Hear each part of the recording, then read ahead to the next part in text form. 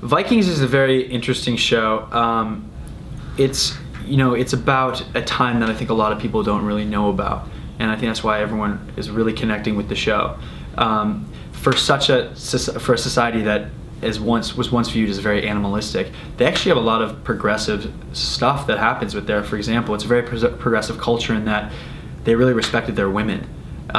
So I mean, unless you were a slave, but if you were a girl and you were a shield maiden, that's what they called the women fighters, then you would fight side by side, your companions and your other Viking fighters. And that is something I loved about the show, because not only are there some amazing characters, and it's a very character-driven show, and it's a very intelligent show, but they also have some badass women characters, which I loved. I thought it was really refreshing to see. Cool.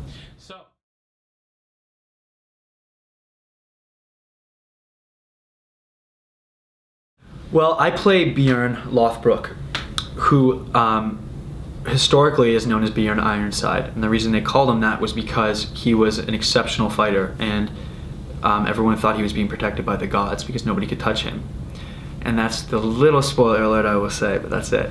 But yeah, I play Bjorn as he grows up. So in the second season, for the fans of the first season, you're left with a lot of unresolved issues. And in the second season, when it first comes to fruition, there's a lot of the unresolved issues become resolved, and then shit hits the fan, and a lot of more issues come in right away. And Bjorn is caught in this tension between his mother and his father, and he has to make some very big decisions.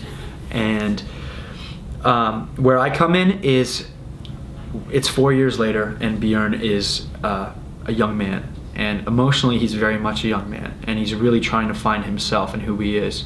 And this season is all about Bjorn finding his place in the Viking world and kind of laying down the bricks that build a foundation upon which his legend is built upon.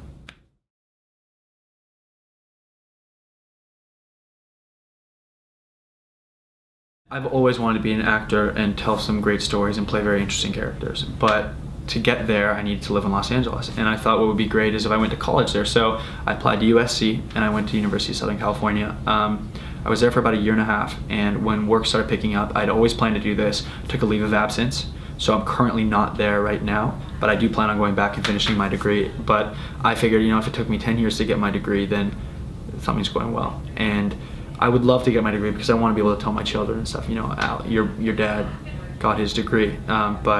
But right now things are going so well, and I'm just so overwhelmed by the response from everyone. I just feel so fortunate. So right now I'm kind of on the moon, just enjoying every minute of it.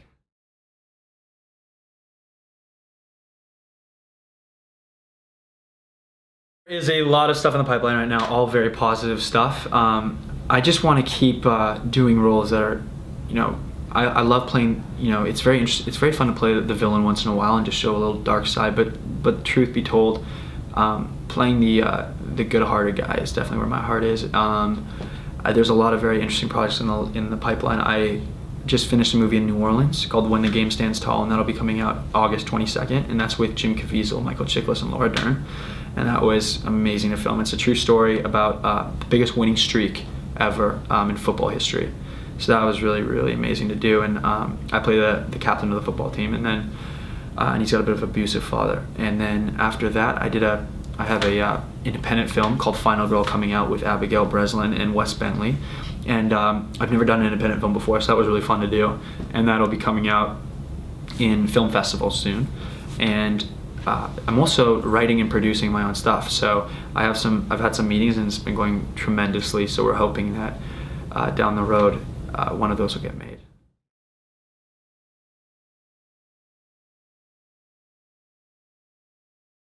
That's a really great question. I think it's just a lot of creative people I've met, it's kind of just in the creative brain. You always want to be there and this and that. And I think the most successful people are able to channel it into one thing at a time. And I realized that recently. I started doing music, and I realized I've got the rest of my life to find my sound and do what I want with that. Right now, I think, working with Mark Wahlberg was great. He was my mentor when I was there, and he had some great knowledge to pass down to me. And I think the one thing I realized is nobody gets to that level of success by accident.